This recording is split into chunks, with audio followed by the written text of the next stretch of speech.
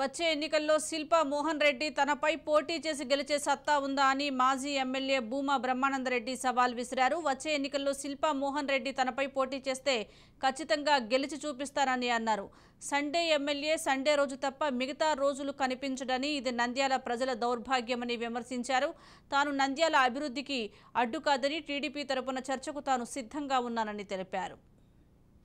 సంస్థని అక్కడ నిర్వీర్యం చేయకూడదు. ఆర్ఆర్ఎస్ సంస్థ 100 సంవత్సరాల చరిత్ర కలిగింది, అది అక్కడే ఉండాలని నేను మాట్లాడినాను తప్ప ఏ రోజు మెడికల్ కాలేజ్ ఇక్కడ రాకూడదని చెప్పలేదు. మెడికల్ కాలేజ్కి ల్యాండ్ ప్రత్యామ్నాయం కూడా భీమవరం దగ్గర ల్యాండ్ ఉన్నాయి, అక్కడ పెట్టండి, డెవలప్మెంట్ కూడా అక్కడ బాగుంటుందనే మాట్లాడినాను తప్ప మెడికల్ కాలేజ్ ఏ రోజు కూడా వద్దని లేదు.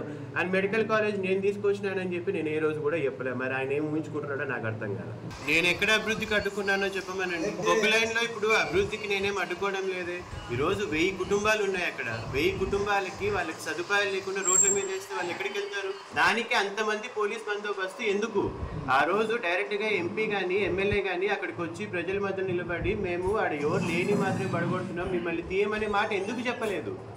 ఆ రోజు వాళ్ళని అంత భయభ్రాంతులుగా ఎందుకు గురి చేశారు? ఇప్పుడు వీళ్ళందరూ పోలీసులు కాళ్ళ మీద పడి ప్రాధాయపడాల్సిన అవసరం ఎందుకు వచ్చింది? వీడియో అందుకే చూపిస్తున్నా, దానికి సమాధానంగానే చూపిస్తున్నా. చూడండి, పోలీసుల కాళ్ళ మీద పడి ఎందుకు ప్రాధాయపడుతున్నారు? ఇల్లు కొట్టేయము అనే హామీ వీళ్ళకి ఇచ్చింది, ఇంకా వాళ్ళకి దుస్థితి లేదు కదా.